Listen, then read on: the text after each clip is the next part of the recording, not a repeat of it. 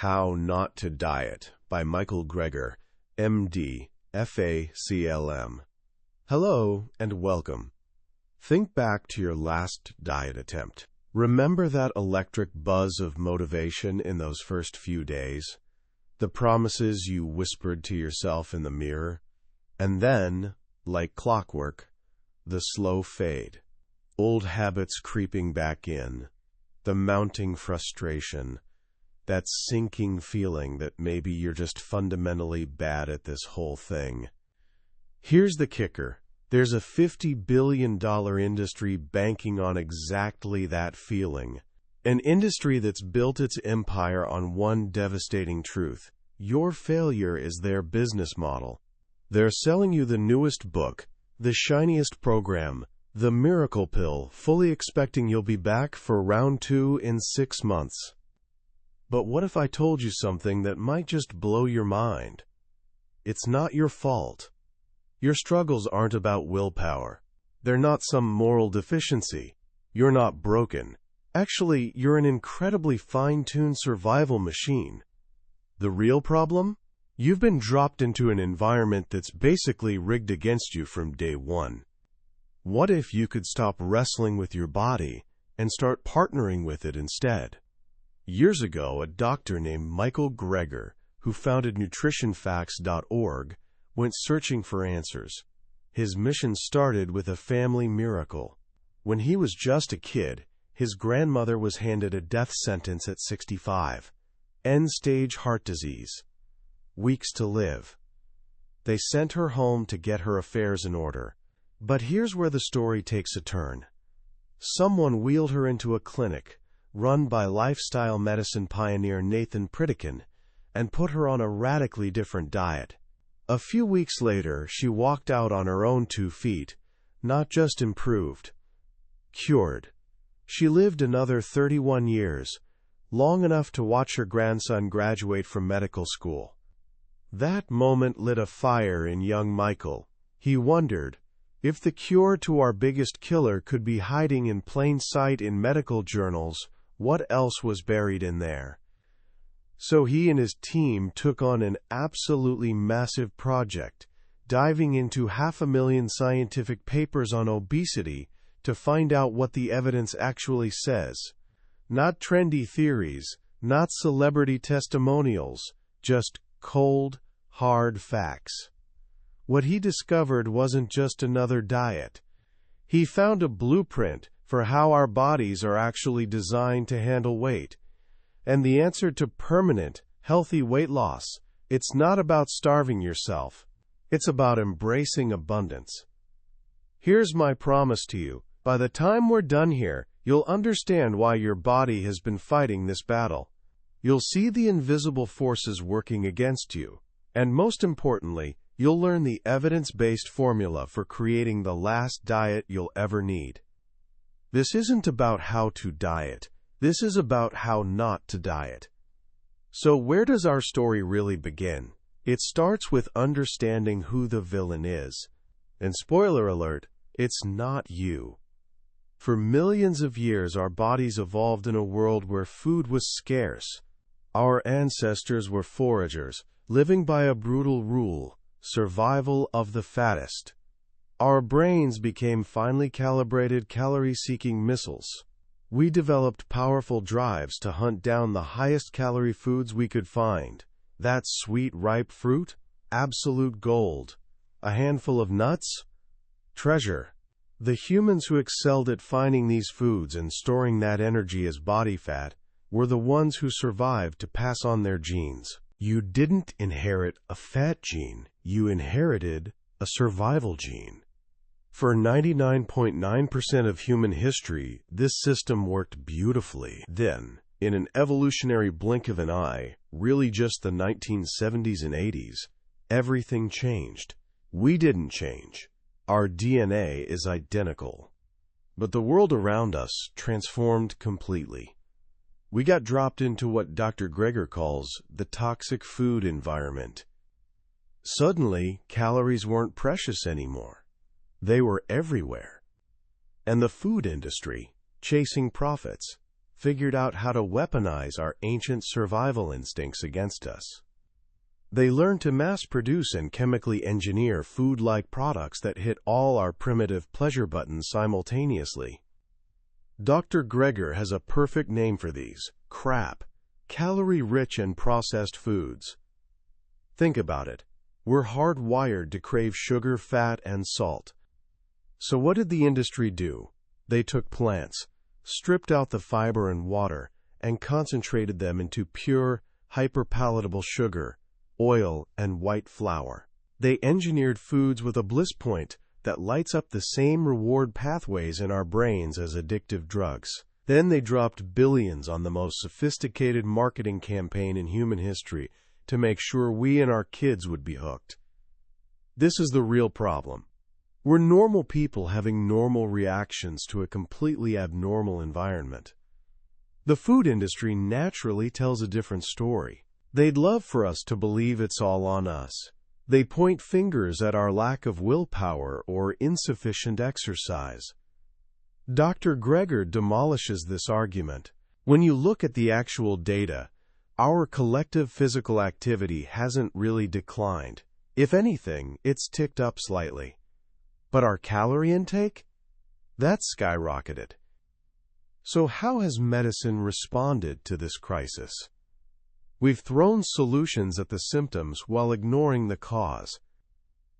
We've turned to bariatric surgery, stapling, bypassing, or cutting out parts of perfectly healthy organs. These are major, risky operations. And they don't fix why you overeat in the first place. They just make it physically painful to do so. The complications can be brutal, from lifelong nutrient deficiencies to, tragically, increased suicide risk. We've tried diet drugs, but the history of weight loss medication is basically a graveyard. Fen-Phen got pulled for destroying heart valves. Meridia got yanked for causing heart attacks and strokes. The drug industry's business model thrives on repeat customers, and sometimes the side effects are just baked into the formula. And of course there are supplements. Billions flow into fat burners and appetite suppressants. But this industry is barely regulated. When investigators actually test these pills, they find them contaminated with everything from illegal stimulants to unlisted laxatives and antidepressants. And the ones that aren't dangerous, they simply don't work. This is the great diet lie. We've been told to fight our bodies, to cut, drug, and starve them into submission. Dr. Greger offers a radically different path. Instead of asking which fad diet wins, he asked, what are the ingredients of an ideal, permanent, healthy weight loss plan? What does the mountain of evidence actually say works? He identified 17 key ingredients. And when you look at them together, a crystal clear picture emerges. The first and perhaps most powerful ingredient is calorie density. This is the secret. Sustainable weight loss isn't about eating less food. It's about eating more food that just happens to have fewer calories. Let me break this down. Your stomach comfortably holds about 4 cups of food. That's its capacity. It doesn't count calories. It just knows when it's physically full. You could pack those 4 cups with strawberry ice cream. That's roughly 2,000 calories, your entire day's worth in one sitting. Or you could eat strawberries. To get those same 2,000 calories from whole strawberries, you'd need to eat 44 cups. That's 11 full stomachs. It's physically impossible. You'd be stuffed long before you even got close to overeating. This is the magic of low-calorie density foods.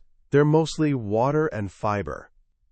Think about an apple versus apple juice. You can chug a bottle of apple juice with 240 calories in under a minute. But to get those same 240 calories from whole apples, you'd need to munch through about 5 cups of apple slices. That would take hours. Which one do you think leaves you feeling fuller? This is why the ideal weight loss approach is packed with water-rich foods and fiber. This isn't portion control. It's about changing the quality of your portions so you can eat until you're satisfied and still lose weight. But fiber's magic goes even deeper. The second key principle is what Dr. Greger calls walling off your calories.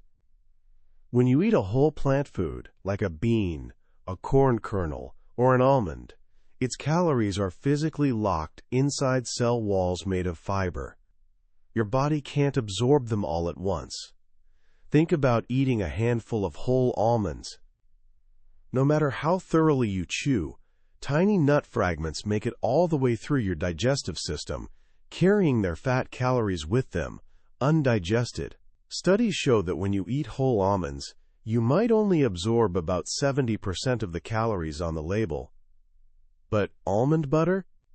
The industrial grinding has obliterated those protective cell walls. All that fat is completely exposed. Your body absorbs nearly every calorie. Same deal with whole grains. When you eat intact grains like steel-cut oats or brown rice, the starch is locked away, it digests slowly. But grind it into flour, even 100% whole wheat flour, and you've demolished that protective structure. The starch is naked. It floods your bloodstream like pure sugar. This is why whole wheat bread can spike your blood sugar nearly as much as white bread, while whole wheat pasta, because its starch is so densely compacted, is much gentler. And intact whole grains are best of all. This brings us to the engine room of weight control, your microbiome and your insulin response. All that fiber and starch you don't fully digest, it's not waste. It's food for the trillions of beneficial bacteria living in your gut. This is your forgotten organ. When you feed them, they return the favor. They transform that fiber into compounds called short-chain fatty acids. These remarkable molecules get absorbed into your bloodstream, travel to your brain, and tell you you're satisfied. They're your true fullness signal. When you eat a fiber-starved, processed food diet, your good bacteria starve. And when they starve, you're perpetually hungry. Your brain is literally waiting for the "I'm full" signal that never arrives. Meanwhile, this processed diet is spiking a different hormone, insulin. Insulin is your body's fat storage hormone. It pulls calories from your blood and locks them away. High insulin levels essentially padlock your fat cells shut, preventing you from burning your own stored fat. What spikes insulin? Sure, sugar does. But here's Dr. Greger's surprising finding. Animal protein often spikes insulin just as much, sometimes more, than pure sugar. In studies, beef or fish can trigger bigger insulin surges than high-sugar foods. Add tuna to mashed potatoes, and the insulin spike jumps 50% higher than potatoes alone. Why? It might be the specific amino acids concentrated in animal proteins. This creates a perfect storm. You eat meat and refined carbs, say a burger on a bun. The meat and bun both spike your insulin, pushing your body into fat storage mode. Meanwhile, there's no fiber to feed your beneficial bacteria, so your brain never gets the stop eating signal. You store fat and still feel hungry. See? It's not your fault. The deck is stacked against you. So Dr. Greger's blueprint for the optimal diet becomes obvious. It needs to be low in calorie density and high in water and fiber, so you can eat abundantly.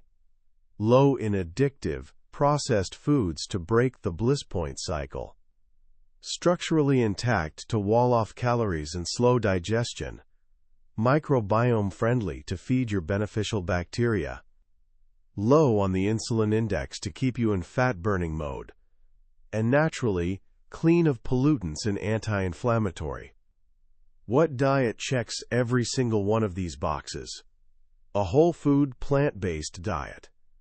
A diet built around fruits, vegetables, whole grains, and legumes. That's beans, split peas, chickpeas, and lentils. This is the diet that, in clinical trials, produces the most dramatic weight loss without counting calories or restricting portions. In the broad study, participants eating a whole food plant-based diet lost an average of 27 pounds by 6 months, and they did it eating as much as they wanted. It was the greatest weight loss ever recorded in this type of trial. But Dr. Greger doesn't stop there. This is how not to diet, after all. He provides an entire toolkit of weight loss boosters, his 21 tweaks, to accelerate your results. And this is where the science gets genuinely fascinating.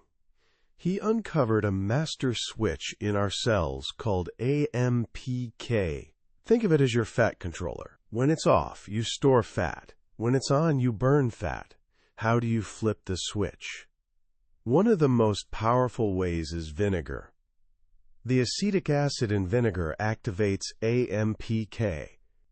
In one remarkable Japanese study, just 2 tablespoons of vinegar daily, split between 2 meals, caused significant body fat reduction. Participants lost about 5 pounds in 3 months compared to placebo, with no other diet changes.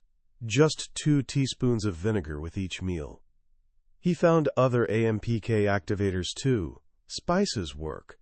A 1/4 teaspoon of black cumin daily, a 1/4 teaspoon of garlic powder, a teaspoon of ground ginger.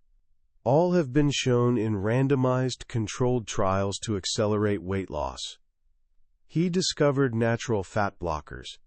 When you eat dark leafy greens, the microscopic chlorophyll-filled membranes in the leaves, called thylakoids, physically bind to fat-digesting enzymes in your gut.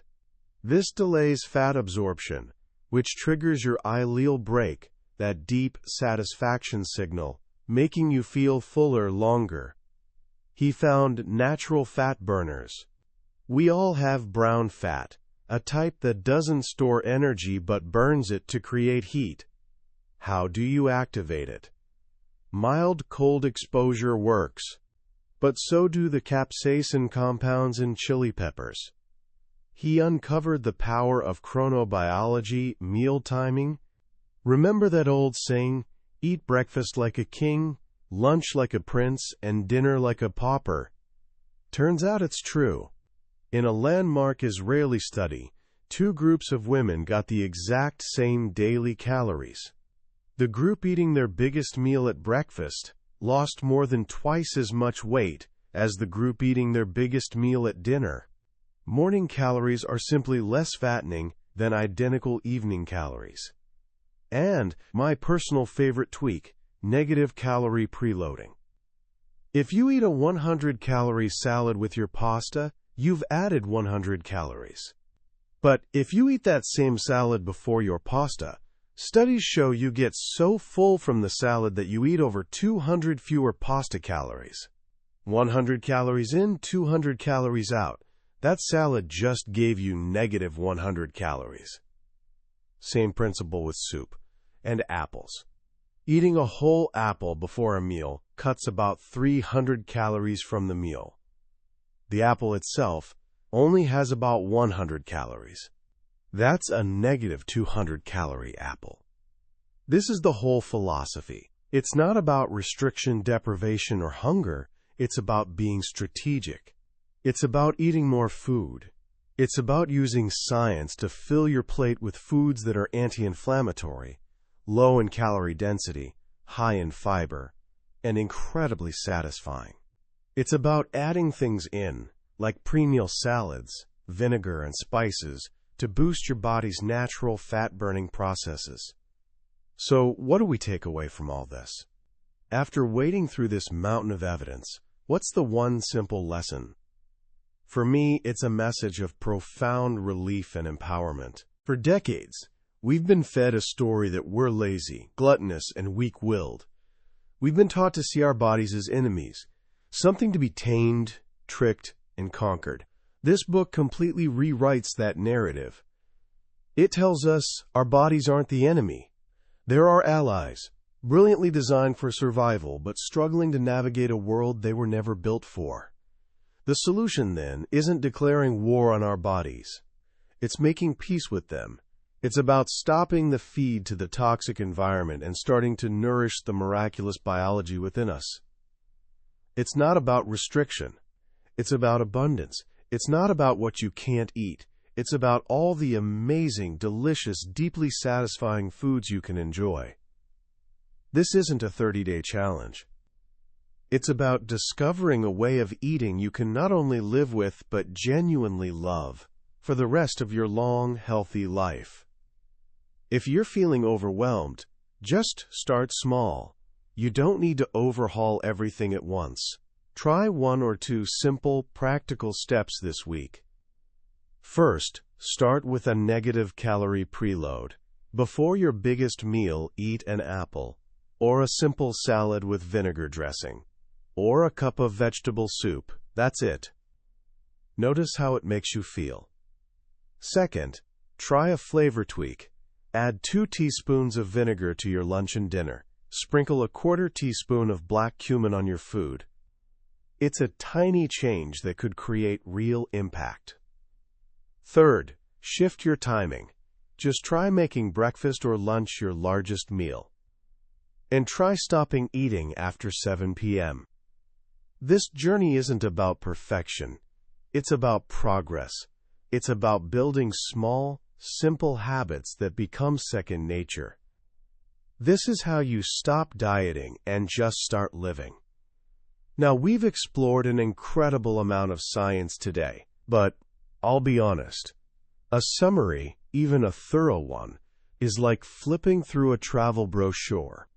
The real journey, the genuine transformation, happens when you visit the place yourself. This book, How Not to Diet, is packed with thousands of scientific citations and hundreds of practical insights we simply couldn't cover. If anything we've discussed today has sparked something in you, if you've had that aha, that's why moment, then I genuinely encourage you to grab a copy. Reading it isn't just learning. It's an experience that can genuinely change how you see yourself and the food you eat forever. And of course, if this journey brought you some value today, please take a moment to subscribe. We have so many more incredible books to explore together, so many more lessons waiting. Let's keep learning and keep growing. Thank you for listening.